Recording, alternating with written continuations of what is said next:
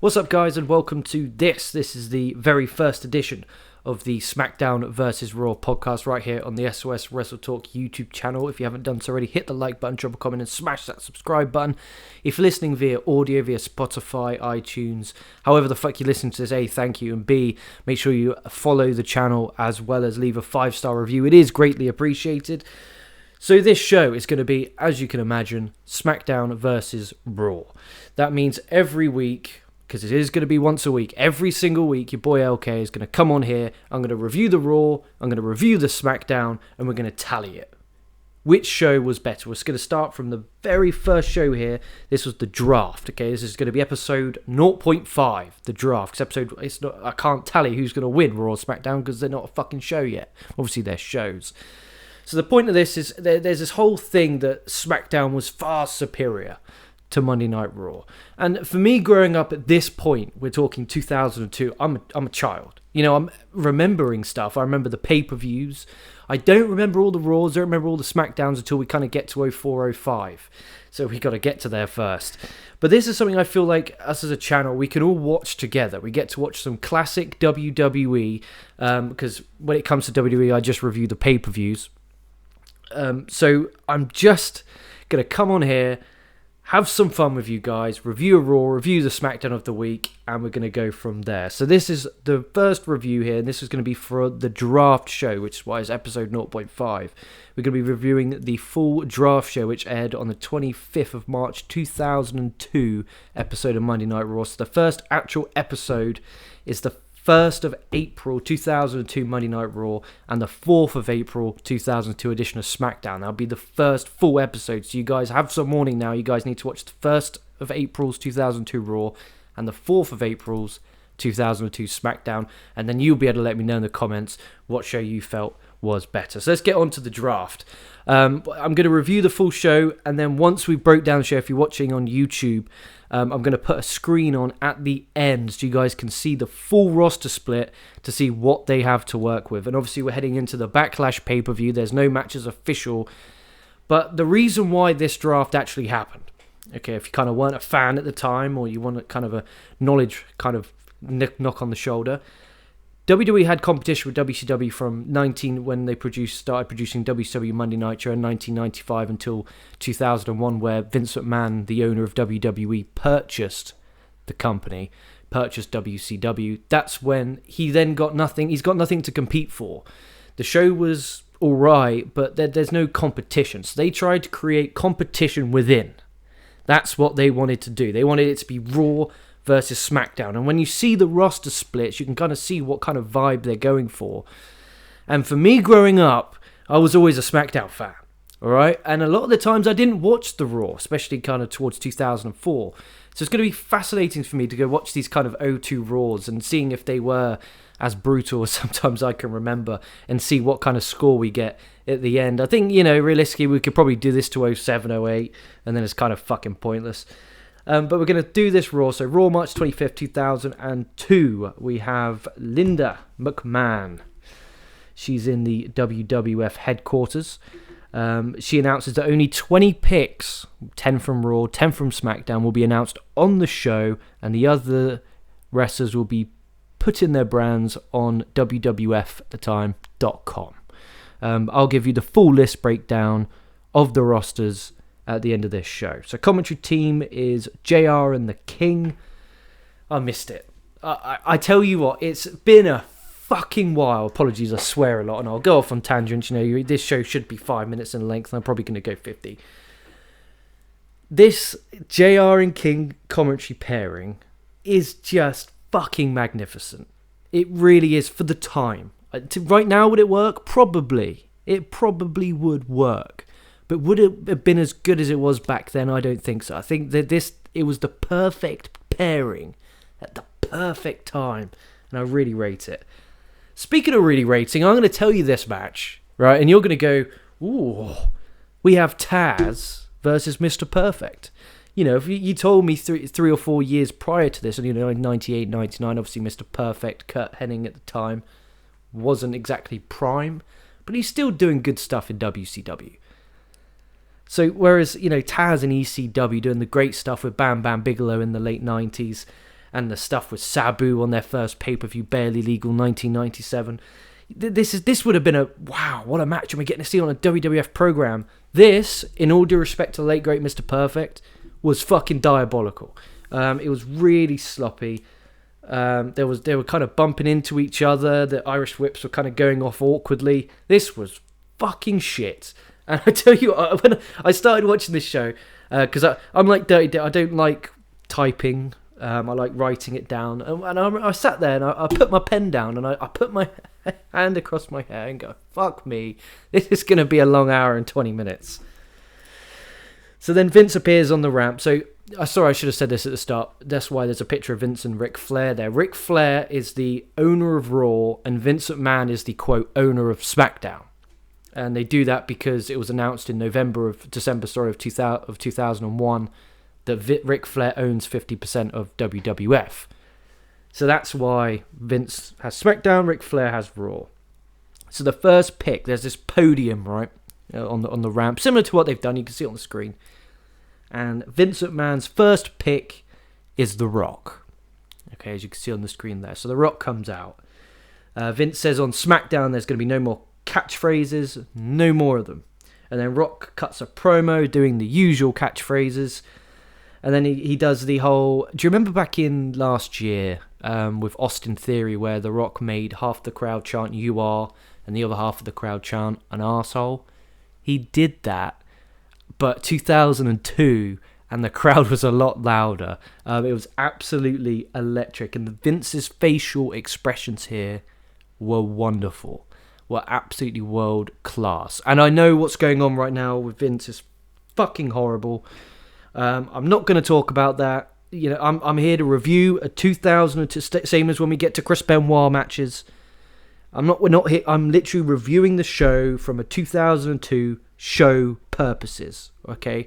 Again, it's so fucking terrible what he's done. He's a piece of dirt. But we'll get to that when we get to that. It was a good promo though from Rock as always. He took long as always. Probably dented into some matches. We had Ric Flair come out. He's on the podium, and his first pick was The Undertaker. And The Undertaker's expression, because they were all backstage, right, watching the monitor going, oh, I wonder where I'm going to be. Again, making it feel like it's a shoot. And Taker's expression, because obviously The Undertaker battered Ric Flair at WrestleMania 18, literally a month prior. So he was pissed off because he wanted to work with Vince over on Friday Night SmackDown, or Thursday Night SmackDown at the time. But Raw's first pick was The Undertaker. So we got SmackDown, we got The Rock. Raw, we got The Undertaker. Two of the biggest stars at the time. Also, I want to make it noted that Stone Cold Steve Austin is a free agent. At this point, he walked out of the company. So he's currently on this show a free agent. He hasn't signed for Raw, hasn't signed for SmackDown. And there was a thread all throughout the show from Vince and Flair both saying they want to sign Steve Austin. So there were some really funny skits during the show of Kurt Angle with Vince in the office, and I've forgotten how funny and good the backstage material used to be that WWE produced compared to what they do now. So Angle goes into Vince's office. He's fuming he didn't get picked first. It's just him being like, Vince, you didn't pick me first. It's just really funny. And then as he's crying and Vince is there like, fuck off. And the Undertaker just barges in. You know, this 7 foot, 300-pound behemoth of a man gets in Vince's face, screaming, what have you done? What have you done? I don't want to work for Flair. You promised me. And then Vince says, I'll make this right. You have my word. And Angle is just stood there in the corner going, like absolutely laughing. And it is really funny. Everyone always puts over how funny Kurt Angle is in those backstage vignettes segments. And he really was funny. And we have Edge and DDP against Christian and Booker T in kind of rematches from WrestleMania, where Christian defeated DDP. DDP defeated Christian for the European Championship, and Edge defeated Booker T. There's also a story going in here that Kurt Angle on the episode of SmackDown prior to this show, Angle cost Edge a match with Booker T. Obviously, we're doing a Kurt Angle versus Edge feud. So that's some story heading into this one. Also, Christian cost DDP the European Championship on SmackDown, so DDP dropped the belt already to William Regal. DDP's theme song, right? So in WCW, DDP's theme song was a remixed version by Jimmy Hart of Nirvana Smells Like Teen Spirit. If you've never heard it before, please go on to YouTube and type in WCW DDP theme. It is absolute fucking gold. It is extraordinary. What an absolute belter of a tune, right? And then this shit that they came up with for DDP here was just terrible. Dun dun dun dun dun dun dun dun dun dun dun dun. Bang! Oh, fuck off. Fucking shouldn't be bang. It should be fuck off. Much love to DDP. Absolute amazing human being. Beautiful stuff. But this match was pretty good, actually. Booker T, went for a scissor kick. DDP went for a counted that with a diamond cutter. Edge is brawling with Christian all on the side until Booker T hits the scissor kick to get the win on DDP. This was solid. It was so short. I wonder if The Rock's promo cut off a couple minutes. They kind of rushed the heat. It was kind of Edge is just DDP's just getting battered a little bit, and then he makes the quick hot tag to Edge. But as a match, it was good. You got 4 great wrestlers in there. It was never going to be bad. And then we go back to Angle and Vince in the office. Angle is basically selling himself to Vince, saying, I'm a former WWF champion, I'm an Olympic gold medalist, king of the ring, blah-de-blah-de-blah. And basically saying, don't pick NWO. Vince is then figuring out who's next. And Angle says, he obviously want it to be me, because I want to work for Vince. Vince then picks Angles, and Angle then hugs him. So basically the story of this, sorry, my writing got a bit squiffy there. The point of this was Vince was like, I need to pick the NWO, and Angle's like, no, pick me. Ric Flair won't pick the NWO. No, not at all. So Vince is like, okay, Angle, I trust you. So he picks Kurt Angle. So Kurt Angle's officially on Raw. And then Ric Flair goes to the podium, and he picks...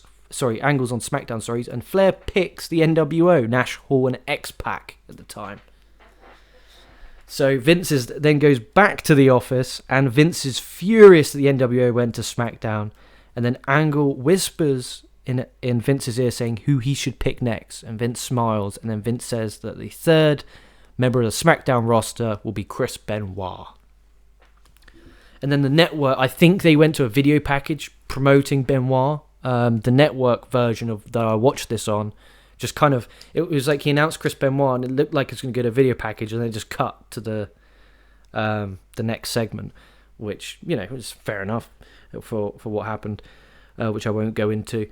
But Vince here and Angle's chemistry is magic. Going from fucking Vince's office, Ric Flair's podium, then Vince's reaction back, all bam, bam, bam, bam, bam, and you're not changing the channel.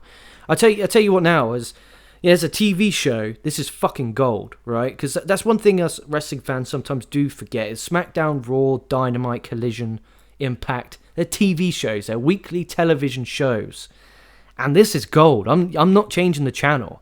Obviously, you expect some good wrestling on there. It is a wrestling TV show. But, Lucha Underground was the master of this. There was some great wrestling and magnificent storytelling. Absolutely magnificent. That's a show we need to do as well. We'll do that in 10 years once we finish this series. We'll do a Lucha Underground revisit when everyone there's fucking 50 and 60 now. But yeah, that was some really good stuff. So Benoit's now part of SmackDown. And then the NWO turn up in Flair's office. They say, we only listen to Vince. Vince brought us here, we're not listening to you. And then Flair's like, fine, my number 3 is Kane. And then that sends the NWO out of the fucking office. And then we have Trish Stratus versus Ivory. Trish won with the Stratus faction. King just makes me feel severely uncomfortable in commentary. Times have changed, and rightfully fucking so. Trish Stratus obviously a pioneer for the women's division. At this point, she hadn't been wrestling that long, just over a year, really. Kind of early 2001, she properly started, rather than being the valet for Trish, Test, and Albert.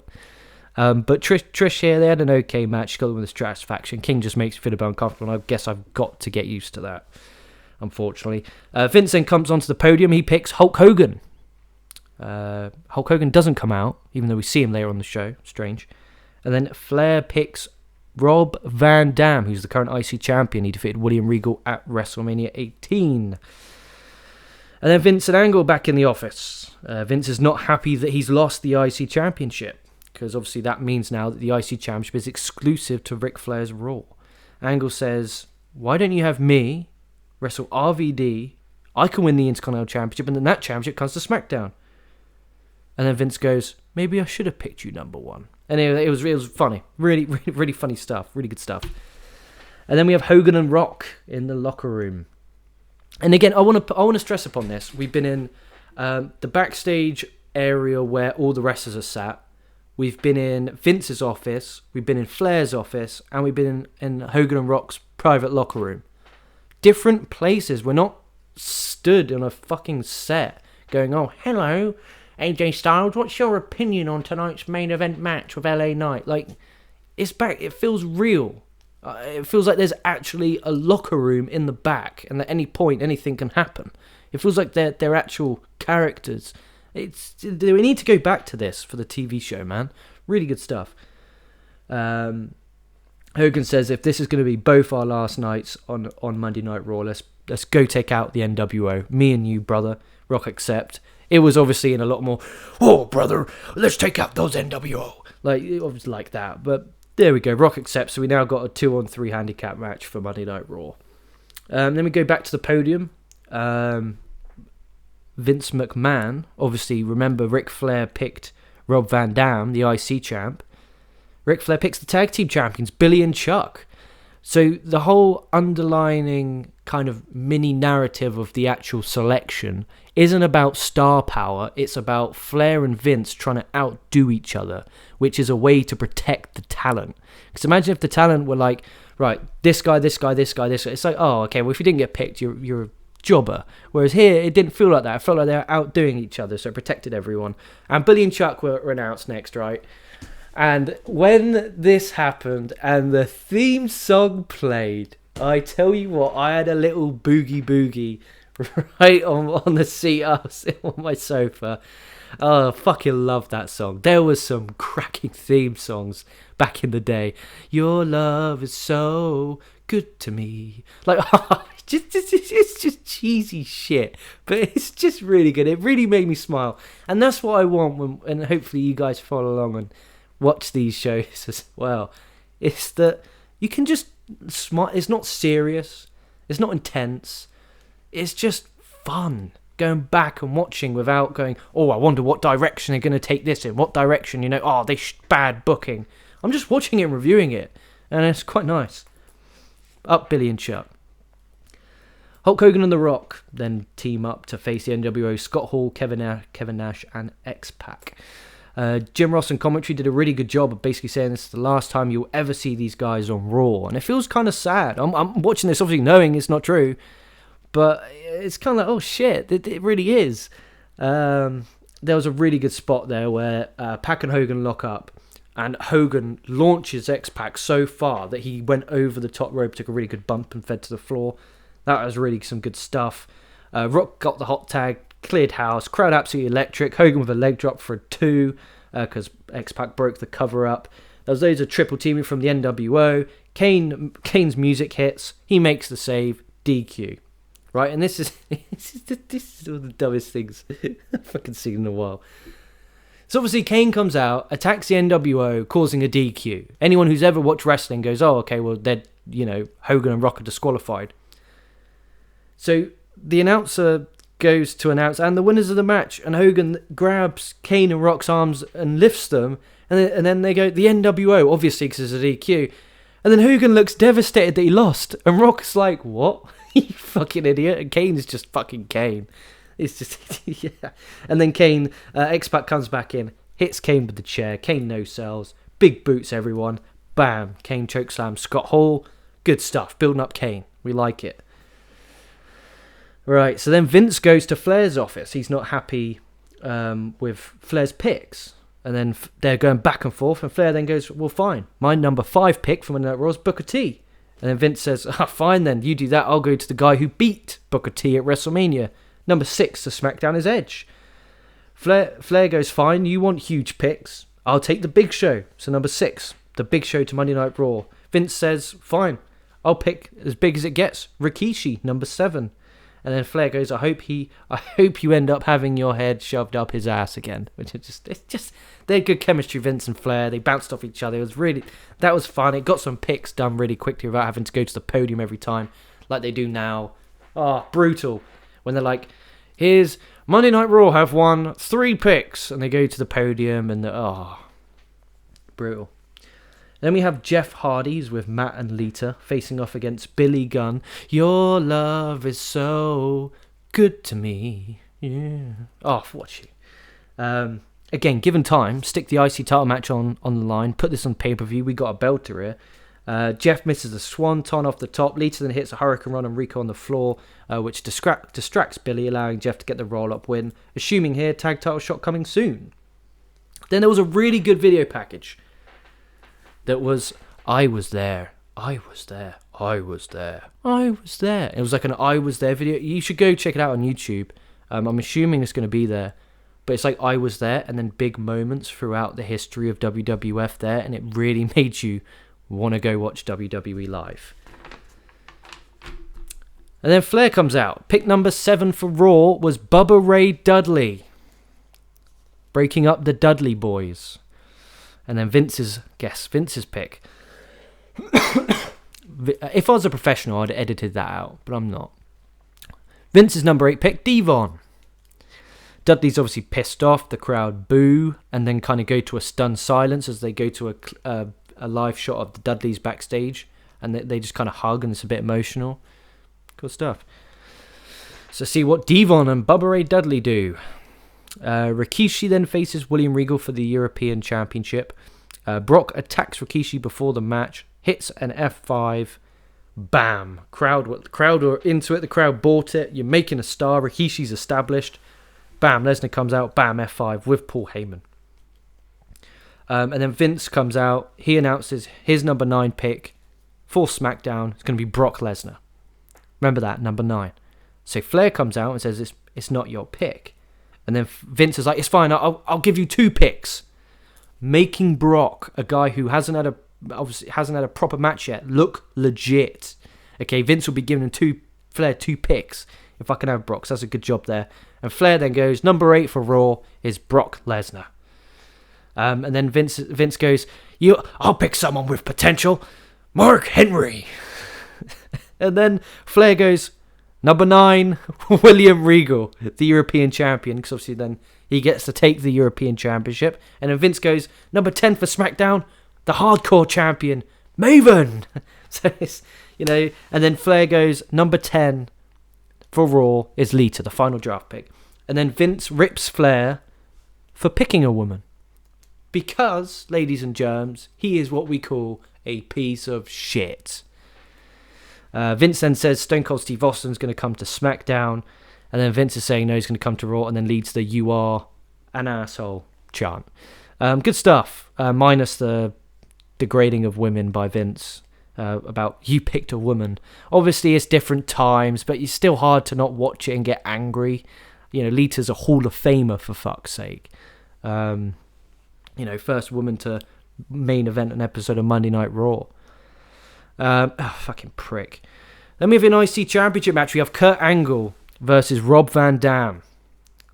Give me this on a pay-per-view for 45 minutes. How these two never had a proper feud in WWE is beyond criminal. I don't even think they did anything in TNA when RVD and Angle were both there in 2010, 2011, 2012. Interesting. We finally get announced Backlash April 21st, so obviously we're going to be building to that, presumably soon. And this is really the last real chance because Van Dam's on Raw and Angles are going to be on SmackDown. First move of this match, big German suplex. It's really fast-paced, back and forth. Tim White takes a really good ref bump. Angle then hits an Angle Slam. The ankle lock. The bell rings. You think Angle's won. But obviously, because Tim White took the ref bump, it's a disqualification, so Rob Van Dam retains. Angle then applies the ankle lock again to Van Dam. Edge comes out to make the save. Referees separate Angle and Edge. They're doing some brawling. Angle's bleeding from the mouth. Good stuff. Really good stuff. Edge is obviously going to be going to SmackDown, and Angle's going to be on SmackDown. That's a feud I want. That is a feud I want. And obviously, it's a feud we're going to get. I'm looking forward to covering the hair versus hair match. And by the way, just let everyone know, I will be doing the pay-per-views. I want to make everyone aware I will be reviewing the pay-per-views as well. They won't be competition. It won't be points on the line. But I will be reviewing the pay-per-views. Michael Cole Michael Cole interviews Stephanie in the back as she's just walking. And then she says, I'm going to become the undisputed champion. So main event time. Not much build for this main event, minus JR and King saying it a few times throughout the show. But it's for the undisputed WWE Championship. We have Triple H, the champion who defeated Chris Jericho at WrestleMania 18. He's defending against Chris Jericho and Stephanie McMahon. And if Stephanie McMahon is pinned here, she is fired. And Triple H got the biggest pop of the night. Bigger than The Rock, bigger than Hogan. The biggest pop of the night. That's why he should have been world champion. This was like a typical comedic but good main event with Steph involved. There was a really good spot where Triple H did this catapult. He catapults Chris Jericho into Stephanie, who falls face first onto his Y2 small balls. Jericho then works over Triple H's leg, obviously, which made sense because of the knee surgery he just returned from 3 months before. And if you've never watched the return of Triple H in Madison Square Garden in January of 2002, you have to do yourself service as a wrestling fan and go check that out. And even if you've watched it loads of times, go back and watch it. Stephanie then slaps Chris Jericho. Then Jericho pushes Steph. Jericho misses a lion salt. And then Stephanie covers for a fucking good near fall. Really was good. Both Triple H and Chris Jericho, they both have a belt. Because obviously the Undisputed Championship at this time is the WWF Championship and the WCW World Championship. So Stephanie comes in. So Triple H comes in with a belt. Bam. Hits Jericho. And then Jericho also did the same at the same time. So both of them are down. Stephanie comes in, covers, and a fuck near fall. That, like, to the point where I obviously know Stephanie's not going to win this match. But I was like, fuck, shit, is she going to do this? And there's just something I never heard of. And then Triple H hit the double A spinebuster of death to Stephanie to get the win. Stephanie's gone. So much fun. Security there pulling Stephanie away. And the crowd are going, nah, hey, goodbye. In England, I've never heard anyone say that. It must just be an American thing. But this was fun as fuck, man. It was just so relaxed. Obviously, it was a shaky start at the start with Taz and the late great Mr. Perfect in there. But it was good fun. And, you know, I hope you guys also join in on this and kind of get involved and check this out. Because it's definitely worth your time. It really is. It was really good fun. It really, really was. And like I said, it's the next review show. Episode 1 officially of the SmackDown vs. Raw podcast. We'll be covering Raw from April the 1st, 2002 and SmackDown from April the 4th, 2002. So go and check that shit out. Looking forward to doing that. And also on some other news, I'm going to be also doing, it won't be a daily, but I'll try and get it as regularly as possible. I'm going to start doing a thing called the LK show. Where I'm not going to be like, this is a review of this. It's going to be my show where I'm going to come on, I'm going to talk about the news, I'm going to break down some shows. Sometimes it's going to be AEW, sometimes it's going to be TNA, sometimes it's going to be, if it's a WWE pay-per-view, cover a WWE pay-per-view show. But rather than uploading these mini news videos, I want it to be a show. And then in time, you know, we'll be able to, you know, I'll be able to be broadcast them live once I figure out how to do it. And if anyone can help me, I'm using OBS. If anyone wants to help me. Actually, before we go, I'm going to have to read it out for people who are listening on iTunes and Spotify. But there, as you can see the picture, see how I did that? That's some crazy shit. There is the full roster. So Raw, Undertaker, Kevin Nash, Scott Hall, X-Pac, Kane, Van Dam, Booker T, Big Show, Bubba Ray, Brock, Regal, Lita. That's who we know. So this is who was picked on the draft after the show aired on WWF.com. Bradshaw, Stevie Richards, Matt Hardy, Raven, Jeff Hardy, Mr. Perfect, Spike Dudley, D'Lo Brown. I didn't know D'Lo Brown still worked in WWE at this point. Well, I guess we'll maybe be able to see him. Sean Stasiak, Terry Runnels, Jacqueline, Goldust, Molly Holly, Just Incredible. Same, I didn't realise Just Incredible was still there. Big Boss Man, same. Tommy Dreamer, Crash Holly, and Trish Stratus. Which obviously means the women's champion. Oh no, so Jazz is the WWF women's champion, and that means she's eligible on both shows, as is the WWF champion Triple H. I don't know how that's going to work. So who on earth decides who gets to fight the champion at the pay-per-view? I don't know. We'll have to wait and see. Obviously, the SmackDown brand, you obviously have The Rock, Kurt Angle, Chris Benoit, Hulk Hogan, Billy and Chuck. Your love is so good to me. Edge, Rikishi, Devon, Mark Henry, Maven, Hardcore Champion. And then this is, again, the draft after. We have Billy Kidman, Tajiri, Chris Jericho, Ivory, Albert, Hurricane, Al Storm, Al Snow, Lance Storm, DDP, Perry Saturn, again, didn't realise, Scotty 2 Hottie, Stacy Keibler, Christian, Test, Farouk, Taz, Hardcore Holly, Val Venus, and Tori Wilson. That is the full lineup. So that's what we've got to work with. I'm looking forward to watching that show, man. I really am. If you're listening to this, like, subscribe, comment. I want to know your thoughts and opinions on this. Looking forward to this. Hopefully this kicks up, and that we have a good community of, fellow wrestling fans who can watch these shows, and hopefully we can get a group chat thing going, and going on and get some guests, get Dion on here. I'm sure he will be happy to do so. But in the meantime, check out everything else on the SOS Wrestletalk YouTube channel. Dion's done a great job. I apologise my lack of absence the last month since the Royal Rumble pay-per-view review. I have been in the process of moving house, and it's been a piece of shit. But with that in mind, guys, thank you so much for watching. Stay safe, stay well. It's been your boy LK, and I'll be catching your asses down the line.